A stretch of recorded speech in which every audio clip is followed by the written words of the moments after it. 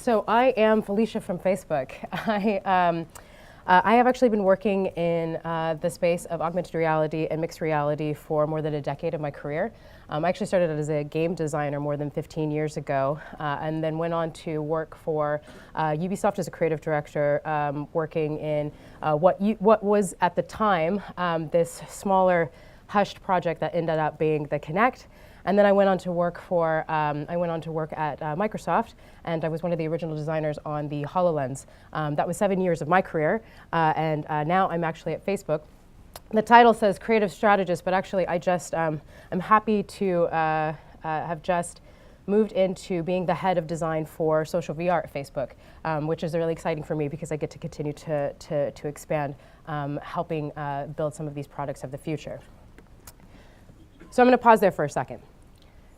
So that was a pretty typical introduction, I would say. When you come to a conference like this one, especially when it comes to technology or a professional setting, you usually give the information about yourself that you think that people are going to be the most interested in.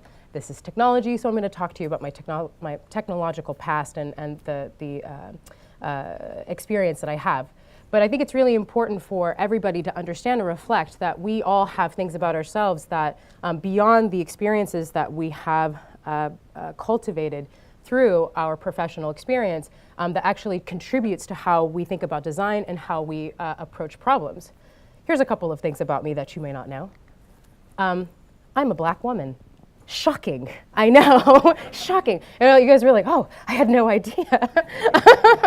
I'm an American. I'm unmarried. I love pets. I love plants. I'm big into traveling. When I was a kid, I loved video games. And I've studied multiple languages throughout my life because I really love engaging in cultures, especially through the way that they communicate with each other. Why is this important? This is important because I think that the whole person, like who you are holistically, is really key and critical to how you show up every day in technology. And why this is and why I wanted to bring this up in a conversation about diversity and machine learning is that when you are talking with people, when you're with your colleagues, it's actually the things that make you different that start to be able to reveal ways that you can problem solve in different ways, and your perspectives are going to be different, and you can actually do things that are greater than when you are in a space where the team or the group is usually homogenous.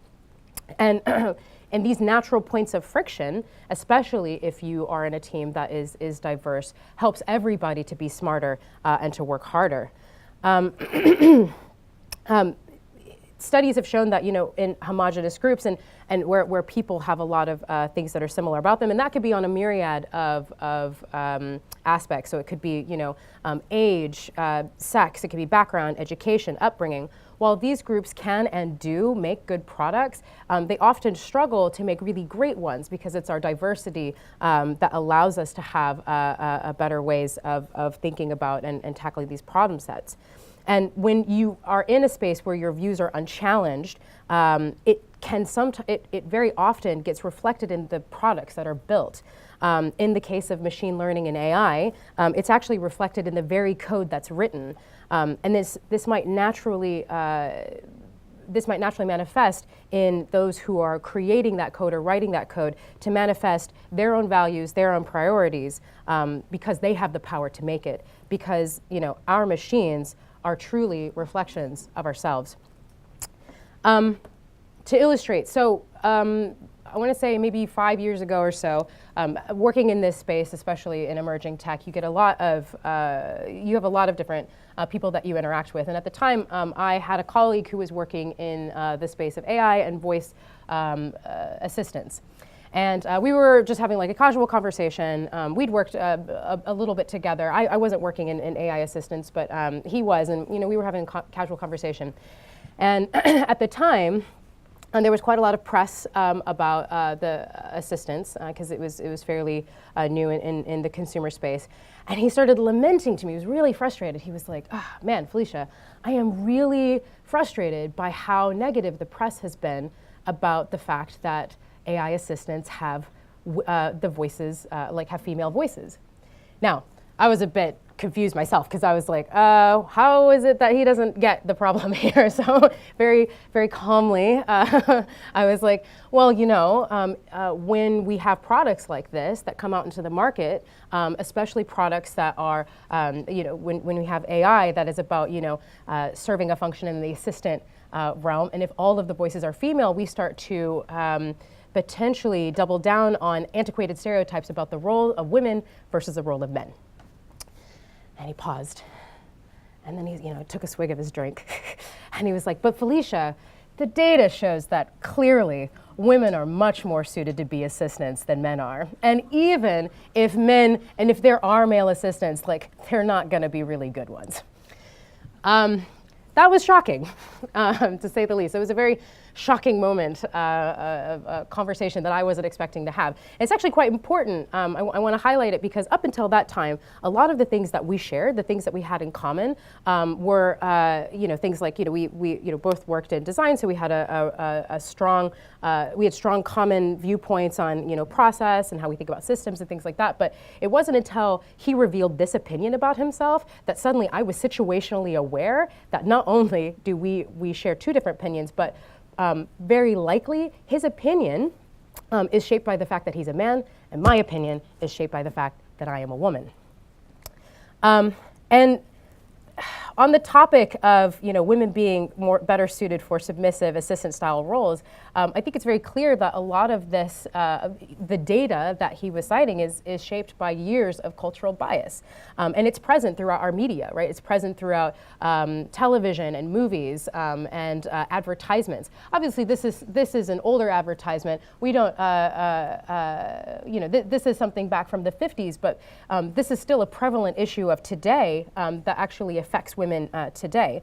And even further distressing is when you're thinking about machine intelligence and you're placing and you're putting imagery into the machine. Our neutral AI of the future is using images of today and sometimes are informed and creating biases and prejudice based on antiquated stereotypes of the past. And this isn't science fiction, this is happening today.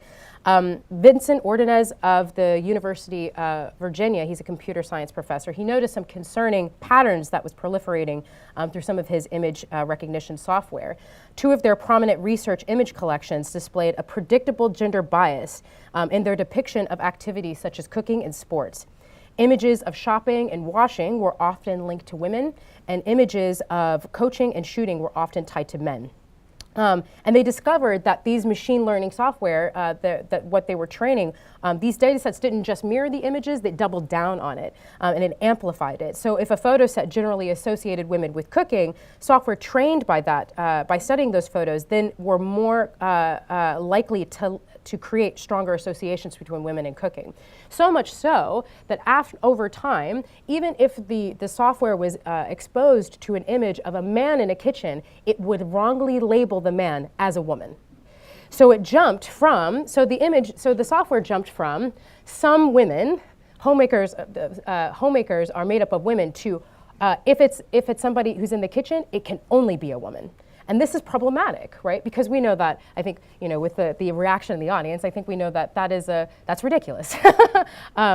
People of all genders and orientations can be homemakers and make fantastic homemakers, and we shouldn't necessarily rest on our laurels when it comes to things like that. And it's not just in images, another study that was conducted by researchers from Boston University showed that software that was trained on text based off of Google News also reflected biases that are well documented in humans. When they asked the software to complete the sentence, men in computer science or computer engineering, as men are to computer programming, women are to X, and it and the computer subbed in homemaking.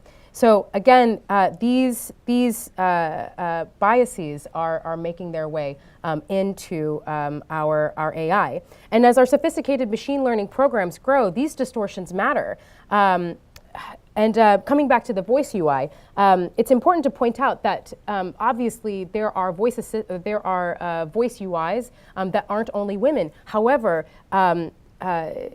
today, presently, historically, the ones that are around executing basic tasks and helping out and assisting with everyday life needs, including Apple's Siri, Amazon's Alexa, or Microsoft's Cortana have female voices, while the more sophisticated problem-solving ones like IBM's Watson and Microsoft's Einstein have male ones. This is going to further reinforce negative stereotypes. Now, perhaps this example feels a bit innocuous, but this type of confirmation bias in our AI is very, very dangerous. There's a general misconception that code is neutral, but that's false because code doesn't just spring up from the primordial ooze and then present itself to humans as neutral. No, it's humans. We are building these products, and we can't say that humans ourselves, we are not cold and clinical, so neither will our code be. And this brings us to the intersection of machine intelligence, communities of color, and the American criminal justice system. So I'm not sure if any of you are familiar with this particular piece of work. This is an image that I took from ProPublica. They published a stunning expose about a trend in the United States where they're using AI to predict likelihood of future crimes during sentencing, and that it's biased, and that they found very strong bias against African Americans. It was shown to falsely predict future criminality among people from black backgrounds at twice the rate as it did for those in white communities. It also did the reverse, underestimating future crimes among white offenders. This tool, it uses approximately 137 questions, and it asks questions like, have your parents ever been sent to prison? And it is among the most widely used in risk assessment on future crime.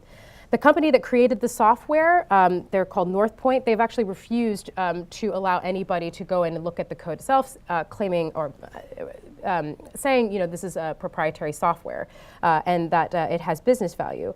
But as you can see, this is going to have really strong ramifications. We've got Bernard Parker on the left, and we've got Dylan Fugate on the right-hand side. You can see, so both of them were busted on drug possession. Fugate was rated a lower risk after being arrested with cocaine and meth. Though he was rated a lower risk for reoffense, he went on to commit 3 additional drug offenses, whereas Bernard Parker, who was brought in for resisting, or prior offenses included resisting arrest without violence, he was rated at the highest risk, but then did not go on to commit any subsequent crimes. The risk scores alone should not determine the sentencing of an offender. Wisconsin Assistant Attorney General Christine Remington said during her statements to the Supreme Court in a case where a gentleman was automatically sentenced to 8 years in prison because his risk score showed that he was high for reoffense. We don't want the courts to say, this person in front of me has a 10 on this risk assessment, and as far as their risk is concerned, and therefore I'm going to give this person the maximum sentence. Now, I think it's important to understand that, I want to emphasize that the risk scores themselves are not necessarily the whole problem, right? They are a tool, like many things, when you're trying to understand this complicated space. And even ProPublica acknowledges their appeal. The United States, unfortunately, locks up far more people than any other country in the world. But unfortunately, there's a disproportionate number of those who are people of color. For more than 2 centuries, the key decisions in the legal process, from pretrial release to sentencing parole, have been in the hands of human beings who've been guided by their instincts and, unfortunately, some negative personal bias. However, in 2014, the U.S. Attorney General Eric Holder warned that risk assessments might be used to inject bias in the courts. He called for the U.S. Sentencing Commission to study their use and the code that was creating them. So, although these measures, he said, were created with the best of intentions, I am concerned that they inadvertently undermine our efforts to ensure individualized and equal justice, adding that they may exacerbate unwanted and unjust disparities that are already far too common in our criminal justice system and in our society. And unfortunately, the data proved remarkably correct with his assessment. we've been seeing that there's say only 20% of the people predicted to commit violent crimes actually went on to do so. And it also turned up significant racial disparities, just as Holder feared. And it's not just people or communities of color that are being impacted by this. This is also problematic. It's falling on economic lines as well. This is Zilly. He's 48-year-old construction worker. He stole a lawnmower and some tools in order to sell it while he was struggling with a meth addiction. He was caught and convicted, and he was given nearly an automatic prison sentence of 2 years based on his score that the judge saw, which predicted a greater chance for reoffense. In an appeal that saw Zilly's sentencing actually reduced, he explained that the score didn't take into account all of the changes that he had made in his life, including his conversion to Christianity, his struggle to quit using drugs, and also his attempts to be more connected with his son. During the appeals hearing, the judge even admitted, he said, "Had I not seen the Compass risk score, I believe it would likely have been that I would have given the defendant less time." AI and machine intelligence without strong, purposeful algorithmic accountability is dangerous. And you can imagine, I think it's very easy for us to imagine how this could be used to the same ill effect in other industries. How might this affect things like education? How might this affect employment opportunities? There's a ton of places where this would be incredibly difficult to be able to understand without really tackling it from multiple angles. And as Zilly says, you know, not that I'm innocent, but I just believe that people do change. And I think that's really important. People change, data changes, and it's important for our machines, our machine learning and our AI, that they can continue to work against outdated data that could possibly create painful experiences for those who are affected by it. So at the intersection of gender and race and background, let's do a small thought experiment. I don't know if any of you have seen this. I've made it black and white. There's a stylistic choice for this presentation, but this is a series of photos. There's much more by a famous artist, a Brazilian fine artist and photographer, Angelica Das. It's during her series, Humane, where she actually takes Polaroids of various people of various skin tones and then matches it to Pantone colors, which is really fantastic. But I just wanted to use this to say, you know, hey, take a look at these folks here, and you know, let's say that someone built a machine learning tool that wanted to predict career suitability based on someone's visuals alone. Crazy, I know, even though unfortunately this has been, in a lot of cases, the way that humans have operated for a number of years. What might the system assume the career suitability would be for each of these people? What might, if your picture was there, what might the system assume that you would be suitable for? In casual conversation, when I'm hanging out with my friends, or if I'm hanging out with friends and I have some strangers, things like that, oftentimes when I just say I work in tech, statistically, people assume that I work in marketing, which I guess I should be maybe, I don't know, flattered by, or they're like marketing or sales or something. You're like artsy or something. Very rarely does anybody bring up, oh, are you an engineer? Do you do design? I always have to be the one that prompts that. Actually, once I was in an Uber, and the guy was chatting to me, and he said, "Oh, what do you do for work?" And I said, "Oh, I work in tech." And he goes, "Oh, so like you're an engineer." When he said that, I was so shocked that I went, oh, like I actually audibly gasped, and he was like, "Wait, what?" Like he thought something happened on the road, and then I was like, "No, sir." Like I was like, that was the craziest thing I've ever heard. Not only was I was really happy, I gave him a great rating, and I gave him a tip. You know, it was. I'm sure that from now on, every time a woman gets into his cab, he's like, "Engineer." Like, he's making a lot of good money out there. But you know, this is problematic. You know, we shouldn't be assuming what people are capable of and what their skill sets are based on what their visuals are, right? It's about what their experience is, and you need to get to know people at a deeper level. So where does this leave us? Some of you in the audience may have looked at some of these examples and found struggled to relate, and others in the audience may be relating all too well. So the big questions are, should we care? And if the answer is yes, yes, yes, we should care, what can we do to make it better? And I want to really emphasize what can we do to make it better, not how do we solve it, because this is not a game of chess. This is not, to tackle this problem, it isn't a series of moves and then somebody takes the queen and they win. We are a civilization. We change, we endure, and our technology and our solutions our ideas about how we can create solutions to combat some of this have to also endure and have to have the longevity that are going to match our own civilization and our society.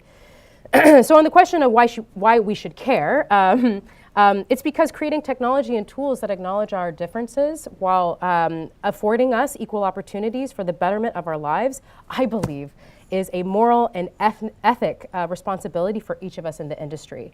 And while we will not always get it right, and we cannot always get it right, I think it is really important that we set a very high bar for ourselves and that we pick ourselves up every time we stumble and we're not able to meet that bar.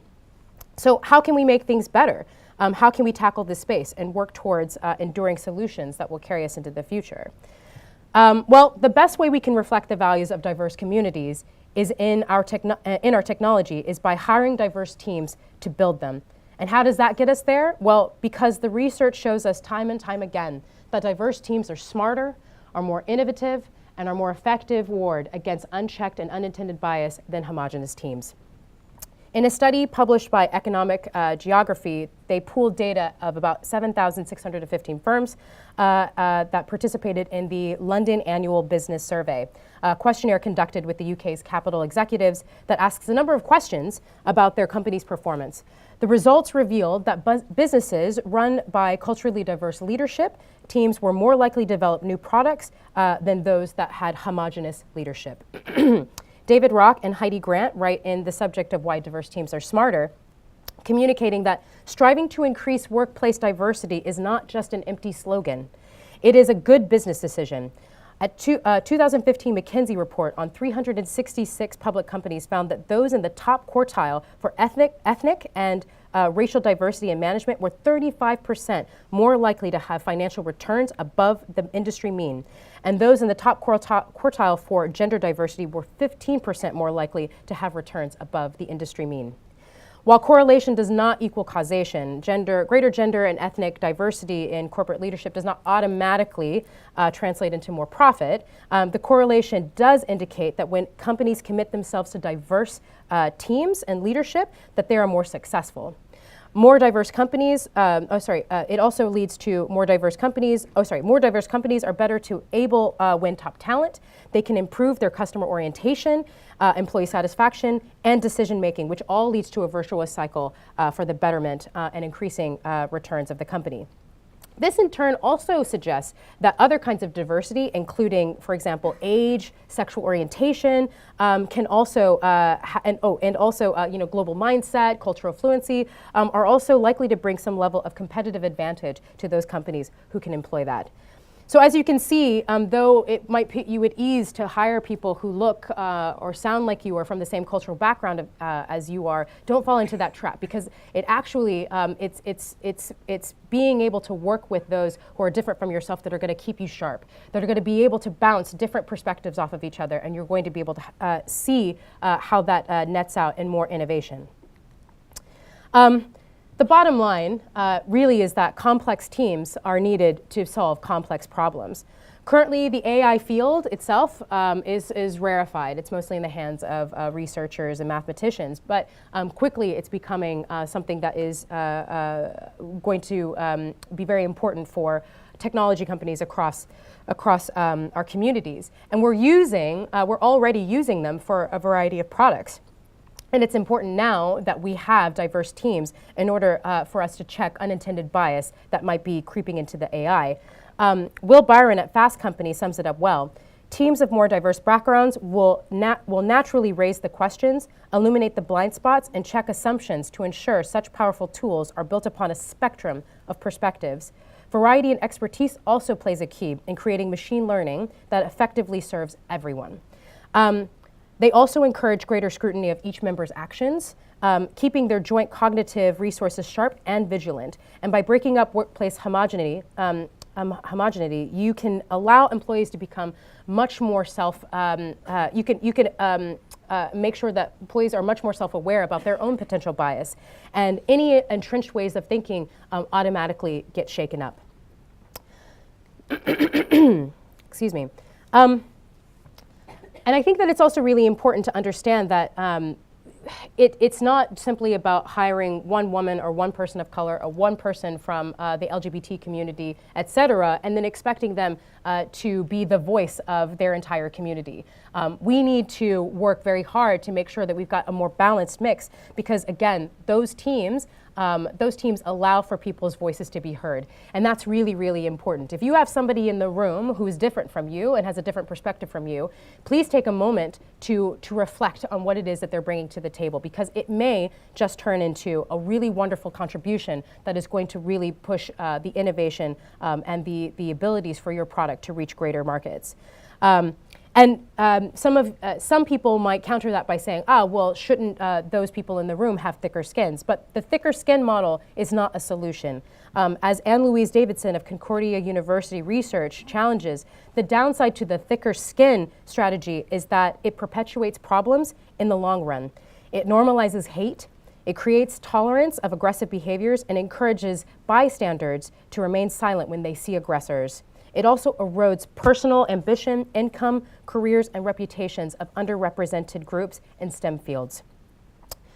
And what tends to happen is that when there's only one person in the room that's different, they oftentimes keep to themselves, a difference of opinion to themselves because they don't want to cause friction. And this is problematic. We need to make sure that we are all the ally and giving the space for those persons who are underrepresented to be able to speak up and contribute positively to the business and to the product. In conclusion, I just really want to emphasize that we all in this room we're more than this color of our skin, the content of our bank accounts, the organs that we were born with, who we choose to love, or the language that we speak. We are an amalgamation of our experiences, our passions, our weaknesses, and our strengths. We can very easily recognize this in ourselves, and I encourage every single one of you in the audience to have the courage to recognize that in others. And all of these things add up to being able to positively contribute to the betterment of society and our digital paradigms. In order for our machines to more accurately reflect our true selves, we must strive to bring more communities to the table.